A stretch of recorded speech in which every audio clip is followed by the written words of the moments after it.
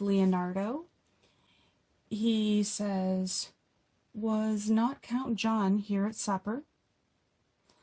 And Antonio answers him saying, "I saw him not." Beatrice chimes in, "How tartly that gentleman looks. I never can see him, but I am heartburned an hour after." And then Hero joins the conversation. "He is of a very melancholy disposition." Now we're going to change the page.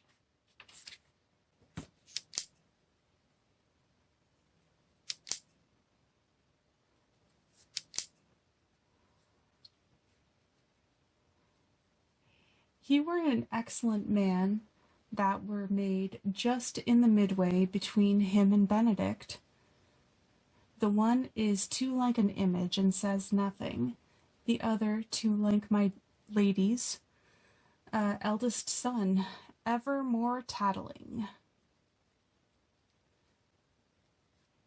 And Leonardo's like, "Then half Senior Benedict's tongue in Count John's mouth, and half Count John's melancholy in Senior Benedict's face." And then Beatrice adds, "With a good leg and a good foot, uncle, and money enough in his purse. Such a man would win any woman in the world, if he could get her goodwill."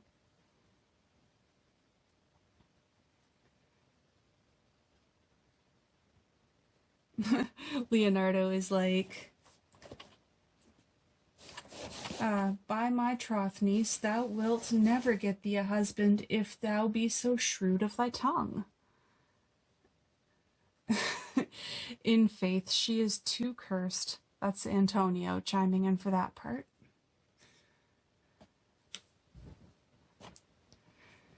"Too cursed," Beatrice joins in, saying, "Too cursed is more than cursed.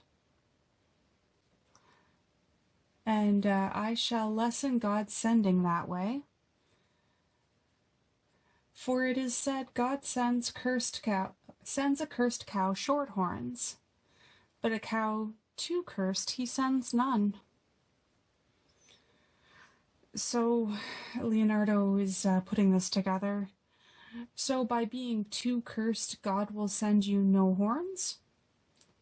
And Beatrice says, "Just, if he send me no husband, for the which blessing, I am at him on my knees every morning and evening. Lord, I could not endure a husband with a beard on his face. I had rather lie in the woolen." So Leonardo's like, "You may light on a husband that hath no beard." And Beatrice is like, "What should I do with him? Dress him in my apparel and make him my waiting gentlewoman? He that hath a beard is more than a youth, and he that hath no beard is less than a man. And he that is more than a youth is not for me, and he that is less than a man, I am not for him. Therefore I will even take 6 pence in earnest of the bear herd and lead his apes on to hell." And then Leonardo's like, "Well then, go you into hell?"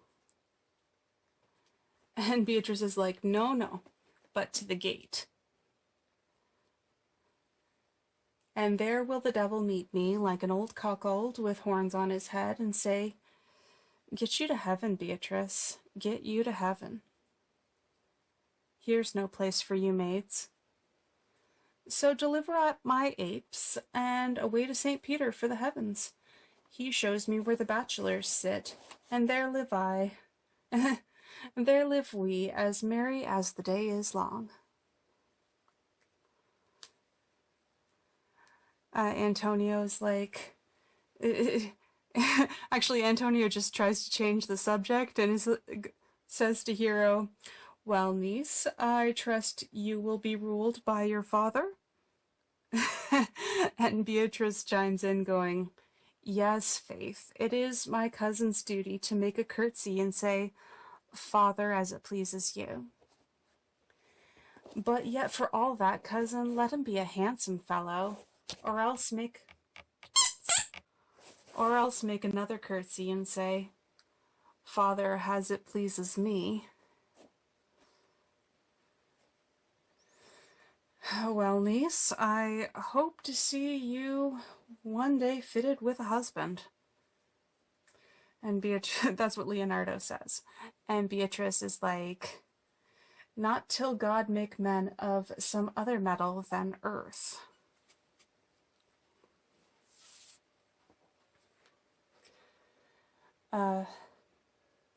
Would it not grieve a woman to be overmastered with a piece of valiant dust, or to make an account of her life to a clod of wayward marl?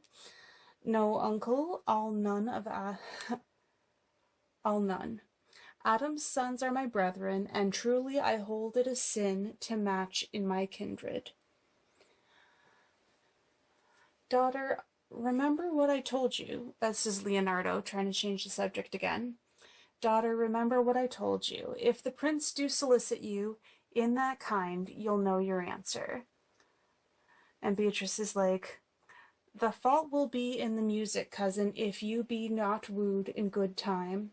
If the prince be too important, tell him there's measure in everything."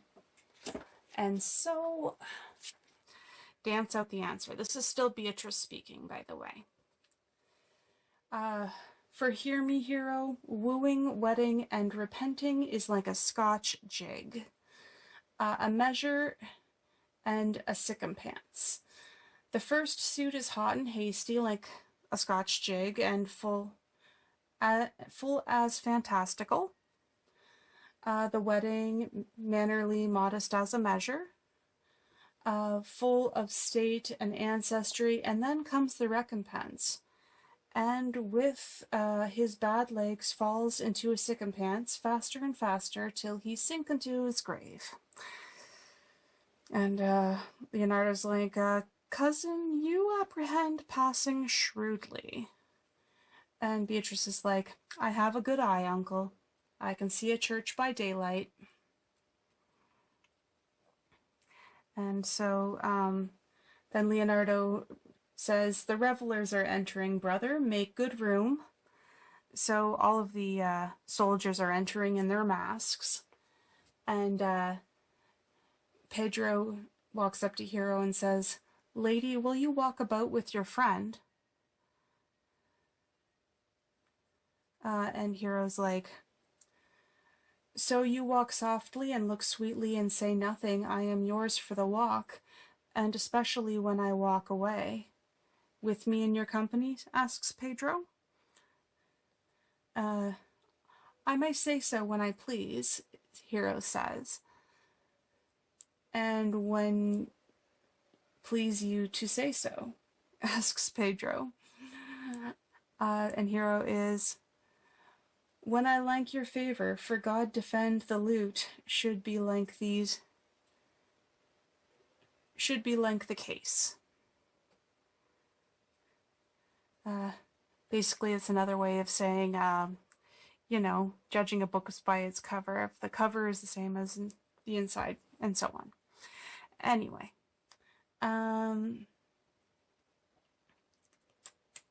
lost my spot. Then the Pedro is like, "My visor is Philemon's roof. Within the house is Jove. Why then your visor should be thatched. Speak low if you speak of love," Pedro says. And then they dance aside, and they're replaced by Balthazar and Margaret dancing, and they're having a conversation. And Balthazar says to Margaret, "Well, I would you did like me." And Margaret's like, "So would not I for your own sake, for I have many ill qualities." And Balthazar is like, "Which is one?" And Margaret's like, I say my prayers aloud. Balthazar's like, I love you the better. The hearers may cry amen.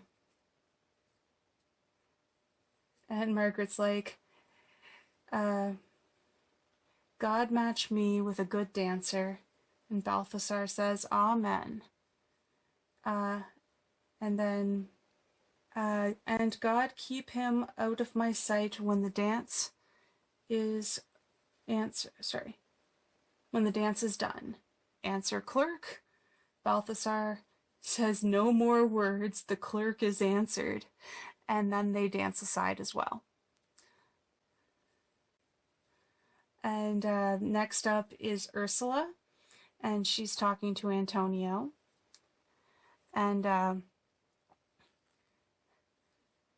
Ursula is like, I know you well enough. You are Signor Antonio.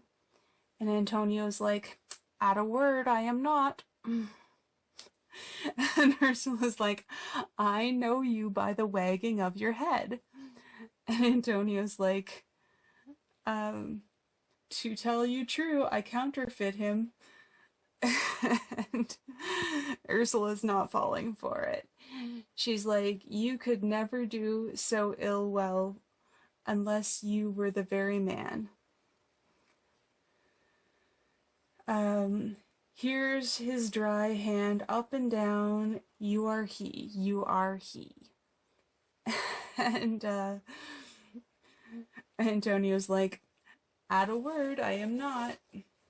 And Ursula's like, come, come. Do you think I do not know you by your excellent wit? Can virtue hide itself?